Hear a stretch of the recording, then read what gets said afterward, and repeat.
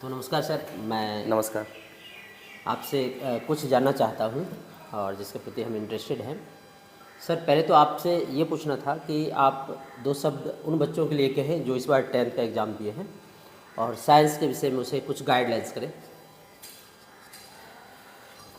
देखिए सर, जैसे कि 10th ऐसे बच्चे जो अब की बार 10th का एग्ज़ाम दिए हैं, वो लोग से हम एक रिक्वेस्ट करना चाहेंगे कि 10th का एग्ज़ाम तो हो गया है। उम्मीद है कि आप लोग का एग्ज़ाम भी अच्छा ही गया होगा और रिज़ल्ट भी अच्छा ही होना है। जैसा कि उम्मीद है कि 2 अप्रैल को रिज़ल्ट आ जाना है। रिज़ल्ट आ जाने के तुरंत बाद ऐसे सभी बच्चे जो साइंस के लिए इच्छुक हैं, खास करके साइंस रखना चाहते हैं,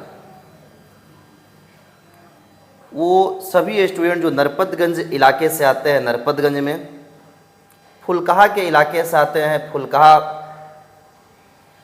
में आकर के संपर्क कीजिए। और जो स्टूडेंट फॉरबिसगंज के आसपास के हैं और फॉरबिसगंज आना चाहते हैं, फॉरबिसगंज में आके संपर्क कीजिए और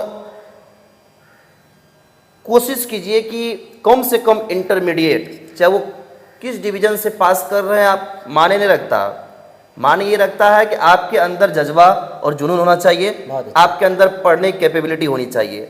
डिवीज़न माने नहीं रखता है, आपके पास एक नॉलेज के साथ आगे बढ़िए और कम से कम इंटरमीडिएट साइंस से कीजिए जब आगे करियर में कुछ आपको करना है तो। सर, जैसे ऐसा बच्चों के प्रति बच्चों को भड़काया जाता है कि और बहुत सारे लोग गाइड करते हैं कि साइंस मत रखो, इंटर में आर्ट्स रख के पढ़ो, और तो क्या ये सही है कि बच्चों को दूसरे के बहकावा में आना चाहिए या फिर साइंस रख करके उसे पढ़ कर देखना चाहिए कि वास्तव में साइंस बात ये जो कह रहे हैं, ये तो बात आप 100% कह रहे हैं सर।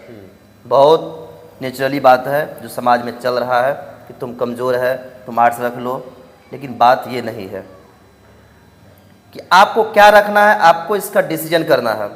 सब्जेक्ट आर्ट्स भी जो है कोई ख़राब सब्जेक्ट नहीं है, लेकिन धारणाएं ये बन गई है कि अगर आप आर्ट्स रखते हैं तो 99% धारणा ये बन गई है कि चलो भाई बिना पढ़े भी तुम एग्ज़ाम निकाल लोगे, जो आज संभव नहीं है सर। जो आज संभव नहीं है। बिल्कुल। भले आप एग्ज़ाम निकाल लेंगे वो अलग बात है, लेकिन आपके अंदर नॉलेज नहीं आ पाएगा और नॉलेज नहीं आ पाएगा तो आप कोई भी कंपटीशन को फेस करने के लायक नहीं रहेंगे। बहुत अच्छा। इसलिए आज के दौर में एक ही ऑप्शन है कि अगर आपको कुछ करना है, चाहे यूपीएससी करना है, बीपीएससी करना है, नीट करना है, मेडिकल इंजीनियरिंग करना है या अदर कॉम्पिटिटिव एग्जाम में भी अगर आपको जाना है, तो कम से कम इंटरमीडिएट पढ़ के, साइंस पढ़ के इंटरमीडिएट में आप अपने साइंस को मजबूत कर लीजिए।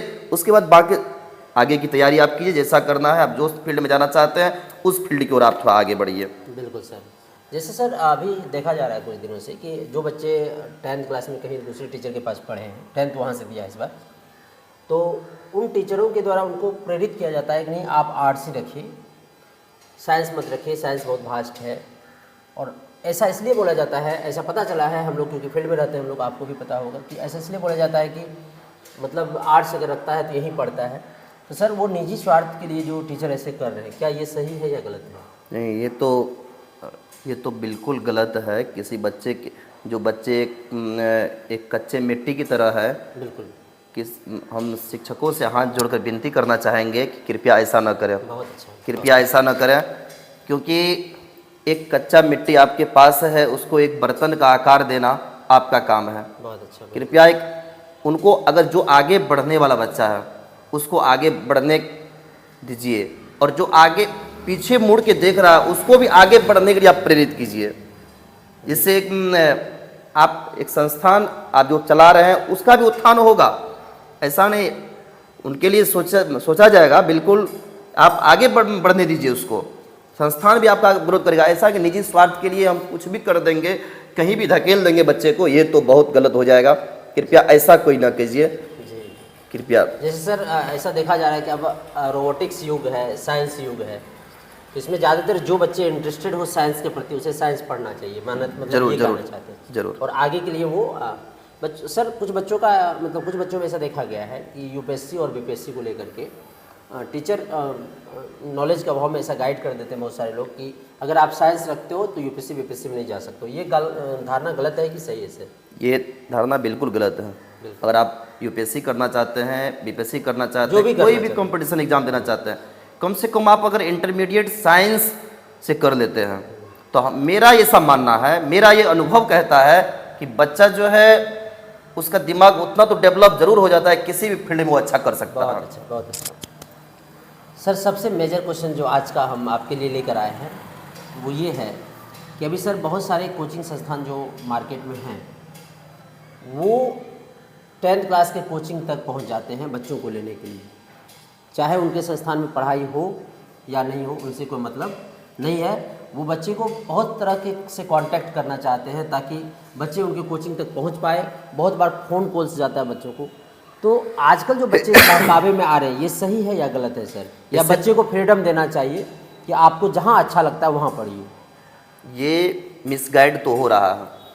हम पिछली बार भी इस बात पर जज किए थे कि मिसगाइड किया जा रहा है बच्चे को, और कई कोचिंग संस्थान वाले जिसके पास खुद फैकल्टी तक नहीं है, खुद वो फैकल्टी नहीं है, फिर भी गांव-गांव जा कर के बच्चे को कलेक्ट करके मार्केट ले जाते हैं। और मार्केट में टीचर तो किसी से पढ़वाना शुरू कर देते हैं। और हमको तो यहाँ तक पता चला है कि कम से कम एक एक संस्थान में एक सब्जेक्ट के 4-4 फैकल्टी साल भर में चेंज हो रहे हैं। फैकल्टी टिक ही नहीं रहा है, बच्चा को सही कंसेप्ट मिल ही नहीं रहा है। यानी कि एक चैप्टर दूसरा एक टीचर पढ़ाया ही नहीं, वो समाप्त नहीं हुआ, दूसरा चैप्टर में पता चला कि दूसरा फैकल्टी आ गया है। फैकल्टी चेंज होता जा रहा है। और ऐसा इसलिए हो रहा है कि ऐसे ऐसे लोग कोचिंग खोल के बैठ गए हैं, न तो खुद फैकल्टी है और न ही फैकल्टी उनके संपर्क में है। अगर संपर्क में आते भी हैं तो फैकल्टी उनके पास से चले जाते हैं, बहुत जल्दी चले जाते हैं, क्योंकि देखा जा रहा है ना कि बच्चा तो कलेक्ट करके उस हिसाब से लाया है ना। लेकिन अंत तक क्या होता है, बच्चा समय बर्बाद करके ढूंढते ढूंढते सही कोचिंग तक पहुंच पाता है, तब तक पता चला कि उनका कीमती समय जो था वो बर्बाद हो गया। और मैक्सिमम हम देख रहे हैं, मैक्सिमम बच्चे इसी में समय अपना बर्बाद कर रहे हैं 11th-12th में, और वो अंत में कहते हैं इंटरमीडिएट साइंस पढ़ के भी कुछ नहीं होता। होता है, बहुत कुछ होता है। अगर आप सही नॉलेज प्राप्त करते हैं, सही एक जगह रह करके अच्छे ढंग से पढ़ाई करते हैं, ऐसा ना कहते कि आप माँ मिनरवा इंस्टीट्यूट को ही ज्वाइन करिए, बिल्कुल नहीं। बिल्कुल। लेकिन आप एक ऐसे संस्थान का चुनाव करिए जो मार्केट में बहुत नाम से नहीं काम से फेमस है, बिल्कुल बिल्कुल, रिजल्ट से फेमस है। ऐसे संस्थान का हम बच्चों को चाहेंगे कि आप ऐसे संस्थान का चुनाव कीजिए। चलिए बहुत अच्छा सर।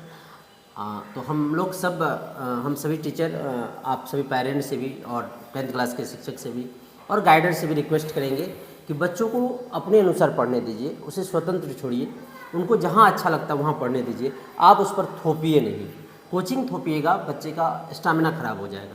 सर एक जो बेहतरीन बात है अभी जो चल रहा है कि बहुत सारे टीचर या फिर गार्जियन और गाइडेंस जो होते हैं वो बच्चों को गाइड करता है कि 11th मत पढ़ो, डायरेक्ट 12th पढ़ना।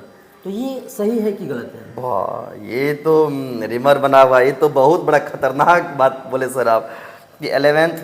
देखिए हम लोग पढ़ाते हैं, शुरुआती दौर से बच्चे पढ़ाते हैं, 10th क्लास तक जो अभी बच्चा पढ़ के आ रहा है ना, साइंस का बेस नहीं है बच्चे में। बिल्कुल।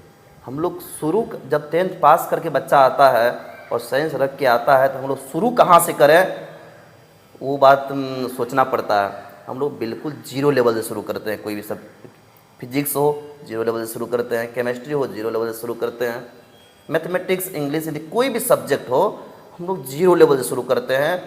ये बच्चा 10th पास करके आया है ये बात सोच करके नहीं पढ़ा शुरू करते हैं कि 10th पास कर गया चलो भाई 11th डायरेक्ट पढ़ाना शुरू कर देना है।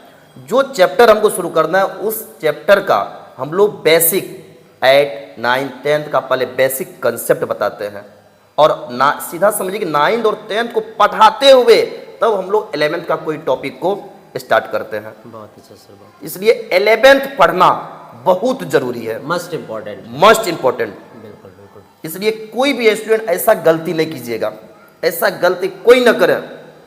और एक बात और, बहुत सारे बच्चे ऑनलाइन के माध्यम से गड़बड़ा रहे हैं।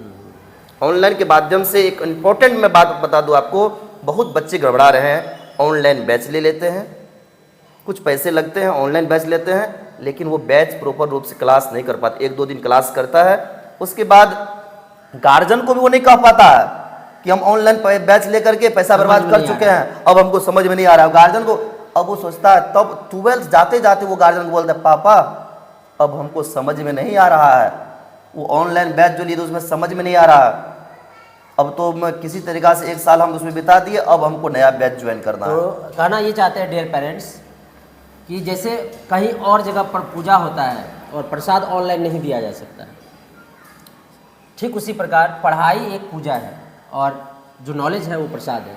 तो प्रसाद ऑनलाइन नहीं दिया जा सकता है, इसे ऑनलाइन ऑफलाइन ग्रहण करने का मज़ा ही कुछ और है, तो ऑफलाइन ही पढ़ना चाहिए। सर लास्ट क्वेश्चन जो बच्चों में अभी चल रहा है, लास्ट क्वेश्चन आपसे हम पूछेंगे क्योंकि आप फिजिक्स के फैकल्टी हैं। सर फिजिक्स को लेकर के बच्चों में एक बहुत बड़ा अवधारणा है, गलत कॉन्सेप्ट है कि फिजिक्स बहुत हार्ड है, तो इस संबंध में आप क्या कहना चाहेंगे? फिजिक्स हार्ड नहीं है, बात यह है कि आप 11th में डायरेक्ट आते हैं, फिजिक्स आज तक पढ़े ही नहीं है।